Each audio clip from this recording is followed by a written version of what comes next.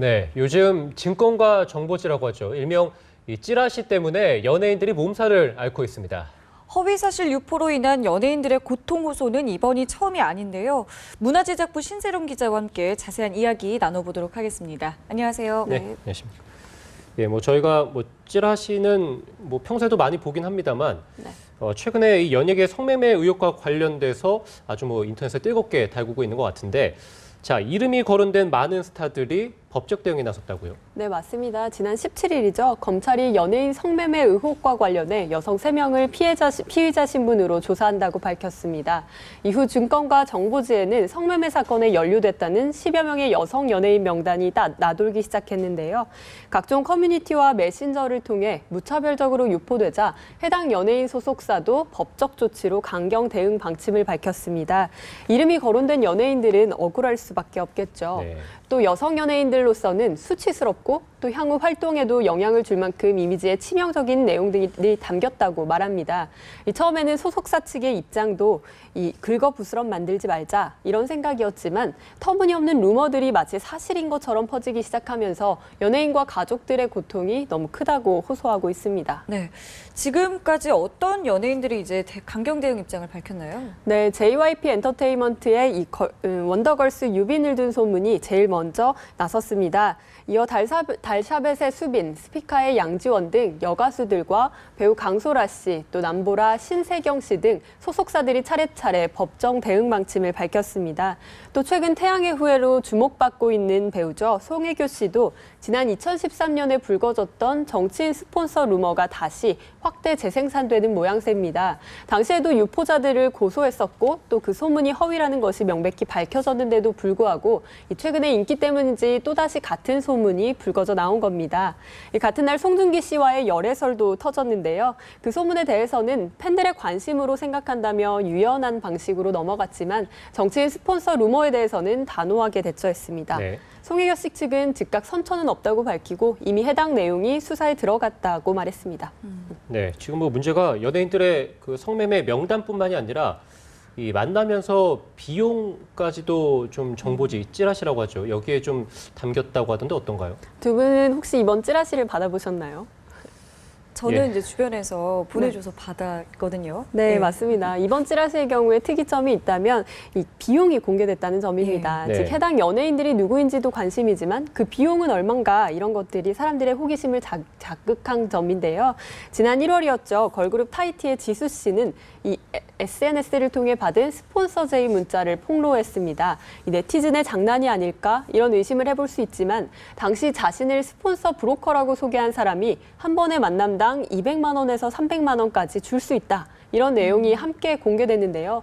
이러한 내용이 만남을 알선하는 브로커의 존재에 신빙성을 더해주면서 급속히 퍼진 겁니다. 또 이번 증권가 찌라시 역시 크게 뜬 스타급 연예인과 그저 그런 혹은 또 유명세가 덜한 이런 연예인들 사이의 만남의 가격 차이 같은 것이 언급되면서 논란을 키웠습니다. 네.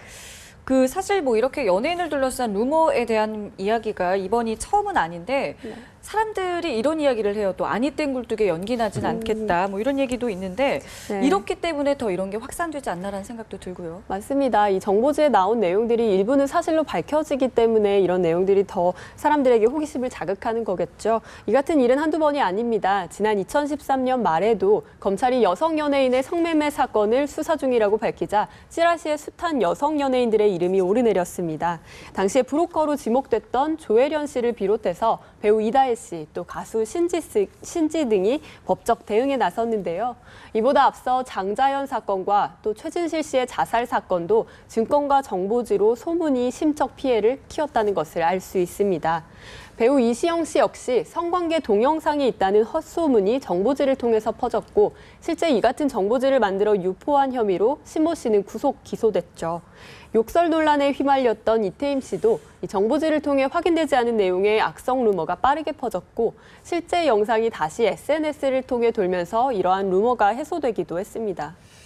네, 이 정보지라는 게 저희가 궁금하니까 또 계속 찾아보게 되고 이러면서 좀 사실이 아닌 것들이 좀 실리기도 하고 이런 것 같은데요.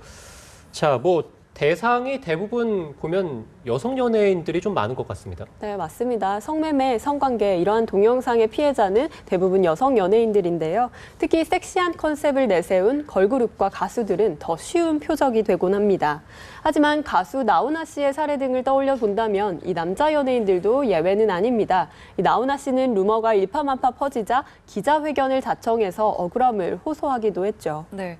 자, 이러한 현상이 반복이 된다면 뭐 처벌 수위를 높인다던가 어떤 법적 장치가 좀 필요하겠다라는 생각이 듭니다. 네, 맞습니다. 연예인들은 인격 자살, 인격 살인에 준하는 고통을 받고 있지만 이 재빠르게 법적 대응을 함에도 불구하고 처벌 수위가 미약하다는 점을 지적하고 있습니다. 소문이 퍼지는 것을 조기에 차단하고 또 복제되고 유통되는 것을 막기 위해서는 한층 강화된 법적 장치가 필수라고 하는데요. 실제 허위 사실 유포로 인한 명예훼손의 경우 5년 이하의 징역 또는 1,000만 원 이하의 벌금 등이 부과될 수 있습니다. 지난 2013년에 배우 이영애 씨의 남편에 대한 악성 소문을 게시해 명예훼손 혐의로 불구속 기소된 30대 회사원은 벌금 80만 원을 선고받는 등 이 대부분 약식 기소됐습니다. 네.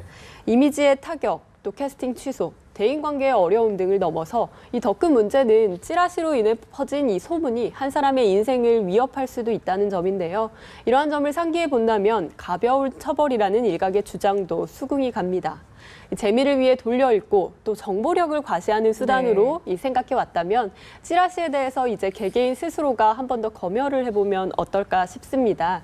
이 연예계 소식이 재밌고 또 다들 아는 이야기인 만큼 그렇죠. 잘 공유되기 마련인데요. 예. 나와 주변인들이 무심코 건넨 이야기들이 누군가에게는 아픔과 상처가 된다는 점을 꼭 기억해야 할 것 같습니다. 네, 알겠습니다. 지금까지 문화제작부 신세롬 기자였습니다. 고맙습니다.